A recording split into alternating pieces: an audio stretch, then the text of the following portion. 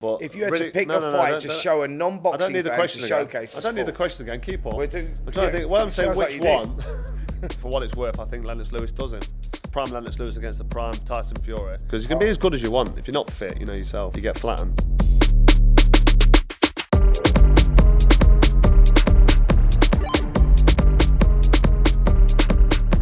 Welcome to Talk Boxing, the Q&A with myself, Spencer Oliver, and him, the legend, Mr. Cole Froch. Don't forget to like and subscribe to the channel. But Cole, let's get on with the show. How you doing, mate? Let's do it. I'm in good shape. You ready? Always. This is fun. This is fun, by the way. Let's do it. We get some good names. First one up is Big Jack. Big Jack says... Do I need my notebook for this? Go on. No, you're good. But Big Jack says, it's actually a question to me. He says, Spence, who was the best fighter you ever faced? Now, in the ring, the best fighter I ever faced was probably a fight that moulded me into the fighter that I've become, and that was with Patrick Mullins, a fight that you'd remember well. A fight that we won, Fight of the Year, 1997. You can go and see it. I knocked him out in 10 rounds. Go see that on YouTube. But it was a good fight, wasn't it? Wicked fight. That was a good Work fight. rate, yeah, accuracy. Yeah, just like one of them fights where you're watching it and you're enjoying it. Yeah, you're not standing up and grabbing something or putting the kettle on. You're sitting there watching. You're glued to that fight. Yeah, it was a tough fight. That was the one that probably moulded me. But the best fighter I ever faced in the ring, and this was not actually in a fight, was that, so that's why I'm sort of going off track a little bit. And the fight that you'll remember is a kid called Alfred Cote. Alfred Cote was world bantamweight champion, a Ghanaian. So when I turned pro, he was in the camp. He was in this camp. I turned pro with Roger Levitt and a team called Co-Pro. Alfred was there, and he taught me everything that I'd sort of learned really as a professional. But like, what a spiteful fighter, man! It's such a sad story. It happened to him. Passed away now, unfortunately. Took out to New York. Was sort of used as a fighter, you know, when they take him, he lost his world title and they took him, was putting him in as an opponent and used him for sparring, or used him as a journeyman. You'd used him as a journeyman, just put him in just shame, didn't guide his career right, and he ended up, it was quite sad. But so that was mine. Let me throw that question to you. You said that didn't happen in the ring. What was you doing, sparring him? He was putting out and saying he was the best guy that I ever faced in the ring. Right, okay. It was just sparring. I sparred many rounds with him, but like unbelievable. You know, like when you go through when you're going through that development stage. I was sparring a guy called Howard Eastman, the Battersea Bomber. People might remember him, but he was my welcome to the pro spar. Yeah, well, that's what my kid Even a guy was. called Wayne Alexander, actually. People might remember him as well. But then, you know, when you're getting hit with shots and you're thinking, ouch, that's solid. Yeah. And you don't know where it's come from. And you don't know, your feet are out of range and you're missing, thinking, I'm going to retire now. Yeah. You have them spars. Well, them spars are the ones that like they develop you as a fighter. But when you have those spars, like I did with like Cote, you just think, how am I ever going to get to that level? Because it's like, do you know what I mean? Like you say, he was hitting me with shots. You know when you get hit and you hear this, boom, like it sounds like you're underwater, doesn't it? Like you feel like your eardrums, mate.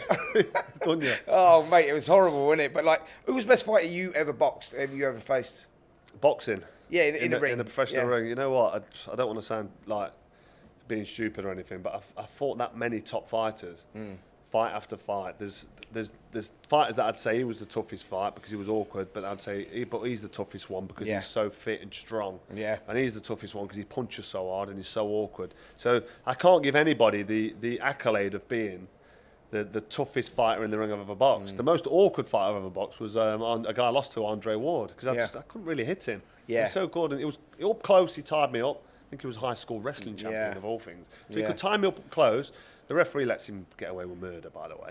But I'm not going to just slag him off because he's a great fighter. But I couldn't hit him. I couldn't really get him with 2 or 3 shots. He nullified what you done, though, didn't he? That's what he was good at. That's why he retired at 30, because TV couldn't show him anymore. But that's another dig. I didn't need to dig him to that. He's a good fighter. So that was awkward and horrible for its own reasons. But then you've got... I've done 24 rounds with Mikhail Kessler. It was tough and strong. How good was he? He could just take the biggest punch I could hit him with. He could take it. It was clean on the very line. Like, just stand there and look at you. Glenn Coffey Johnson, he knocked out Roy Jones, he knocked out Antonio Tarver. Then he hit me with that same right hand twice on my chin. And I just licked my lips and come back for more. So that was a tough fight for all the reasons. But how John Pascal, my first world title fight. That was a 12-round toe-to-toe battle. There were 2 hungry young lions. So the list goes on. Andre Durrell, undefeated champion. Well, listen, we've only got half hour on this show, so let's just move on a little bit. Yeah, let's move on because old Skippy Millwall wants to ask a question. He says, if you had to pick one fight to show a non-boxing fan to showcase the sport, who would that fight be? Should I answer that first? I want to answer that question first. So you was involved in a fight? No, just a fight to showcase a non-boxing fan. The skills, who would it be? Do you know what? I'm going to answer that one. Go on. And that is, which fight would that be? And that would be Cole Froch versus Jermaine Taylor. Yeah. Do you know, like, where you just showed the will to win, where you stuck in there? I mean, let's have it right. He dropped you in the third round. You went down like a sack of spuds. I didn't think you was going to get up, if I'm honest. I thought, that's it. The Cobra's done. I wasn't on my back though, was I? US debut, the Cobra's done. You got up, you looked a little bit shaky, but the way you come back, mate, and that final round, the way that you finish the fight, that's when you go, the word legend gets thrown around a lot. When you're talking about boxing legends and what they go through to get the victory, like you did with, like, what was it, 20 seconds to go or something? 14. Yeah, whatever it was. I know it was one of those final ones. round, wasn't it? You was behind. Yeah. You needed the knockout. Yeah, that's fair to say. I was WBC champion, but I was the underdog against someone who was a lot faster than me. More this guy, for people that haven't seen that fight, go and watch that fight. It's not one of the best fights I've ever seen. But I mean, he was a pound for pound star then. He was former undisputed middleweight champion. Yeah. Pound for pound, Olympian as well. He beat Bernard Hopkins twice. He just beat Jeff Lacey, which is one of Joe Kawasaki's best wins. But that's not. Yeah. I'm not digging Kawasaki out, by the way. But he beat Lacey and got a big accolade for that. Jermaine Taylor beat Lacey, stepped up to super middleweight, and had me in his first fight for a title. I was newly crowned WBC world champion, and I fought Jermaine Taylor. So you picked a good one there because it shows a lot. You had to show heart. Oh, you showed every bit of character that a fighter had to go through, and the will to win, and saying it's not over till it's over, and you was there, and in the end, I mean, the finish was absolutely phenomenal. Anyone that ain't seen that fight, by the way, Jermaine Taylor versus Cole Froch, go back and watch it. Should have got the airtime in Britain. You didn't really get the airtime, did you? It was tragic, really. But what a fight, what a win. So that was mine. So what's the answer to that question for you? I can't follow Froch Taylor, can I? It's not going to. Well, you just got to pick one. Which one? I don't know which one it was, but if you had to pick a fight to show a non-boxing fan to showcase the sport. I don't need the question again. Keep on. I'm trying to think. Well, I'm saying which one. I'm saying Riddick Bowe of Evander Holyfield. Which one was the fight where it was just, it ebbed and flowed? One. Was it the first one? Yeah, the first one. Show it on the second one. No, it was the first one. So that the first fight one there was insane. Me, that fight there, I'd show that one to somebody who's not in boxing because it's so action-packed. Yeah. That's the Riddick Bowe. That's a great fight. It's a great fight. Yeah, Riddick Bowe actually won that fight, didn't he? And then what was it, the fan man in the second one? Was it when the guy come in? Yeah, he did, didn't he? Yeah, in the wasn't parachute with it. That wasn't an Andrew Glotter fight, was it? No, it was Riddick Bowe with Evander Holyfield. Yeah, it's part of the trilogy. Yeah. What's all that about? But no, that's the fight I'd show a non-boxing fan to introduce them to the game. That's that incredible. Or Froch Taylor. Nice. Right, let's move on. Tom Shevlin says, who would win, a prime Lennox Lewis or Tyson Fury? A prime Tyson Fury. It's a good question, but it's one of them where... Different eras. Yeah, it's different eras, but... but different sizes, do you know what I mean? Pat's just like, we've got a producer, Pat, is just like sitting there laughing. Yeah, it's one of them where if they fought 10 times, I don't think it'd be 10-0. No. Do you know what I mean?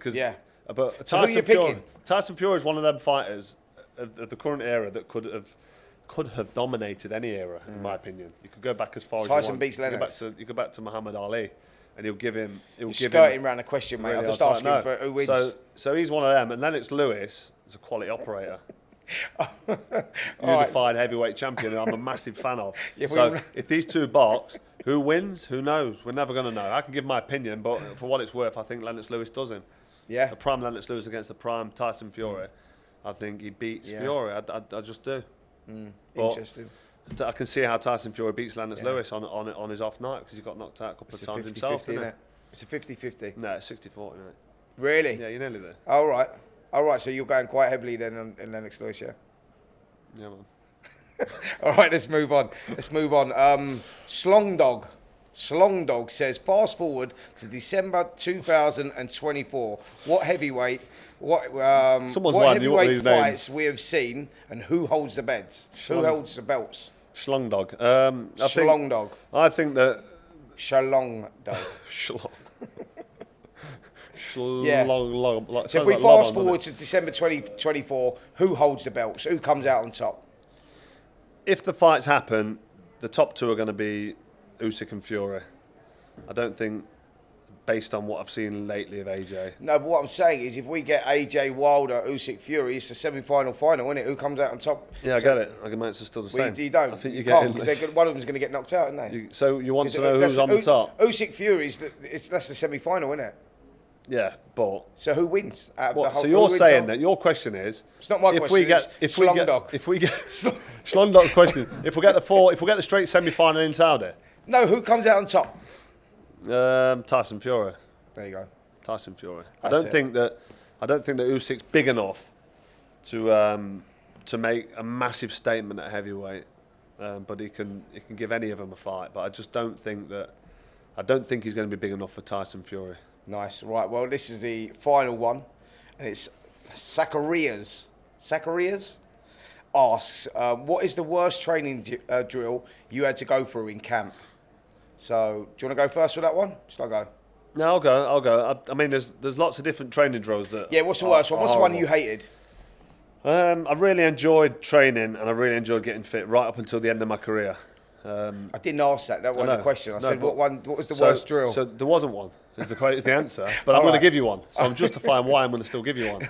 I used to love training. I used to love getting fit, and I used to love the pain, the lactic acid build up, the part where the brain says to you, you've got to stop now because you've done enough. Physically, your heart's doing 200 beats a minute. You're running up this hill. You've still got another half a mile to go up this hill at the top of Mount Teedy, for example. There's only 9% oxygen instead of 18% oxygen. And you're back to collapse. But I'm like, I can get my heart rate up to 230, I'm sure I can. I wonder what happens when you collapse. I wonder what it feels like to black out. That's what my mind was like when I used to train. I used to enjoy the pain. Yeah. But, so there was no in particular drill that I hated, but it got to the point during my career where I did hate running.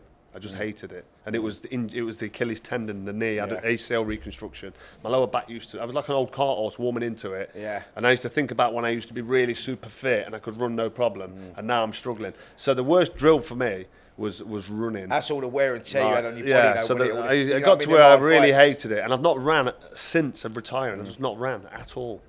I don't even run from dogs now. That leads me on to my answer. So my answer was the worst drill that I used to have. I used to run over Hampstead Heath. Did you ever go to Hampstead Heath? You ever running over there? No. So we used to run over Hampstead Heath, and there was an extended track, and you'd have a horse's track there. And to run round it, this is when you're boxing and fit. To like interval training, I bet, wasn't it? Yeah, it was like the horse track. So it would go down one side, and it would come up the other side. And in the winter, it was really like soggy. Do you know what I mean? Oh, was it wet? Yeah, really wet. So you go round it, and it'd probably take you about 6.5 minutes to run round when you're fit and in shape as a fighter. And we used to do that once, minute breather, and do it again. It was, I can't tell you, it was the worst thing when you're getting up at 5 in the morning to go over Hampstead Heath. Picture the scene. What did it take to go around? 6 minutes? Yeah, about 6 minutes. But, but you know them ones where you're doing 6 minutes? That's similar to what they call the bowl. There's like a big metal bowl in Sheffield outside the EIS, the English Institute of Sport, when I trained with McCracken at the end of my career, like that's 5 years.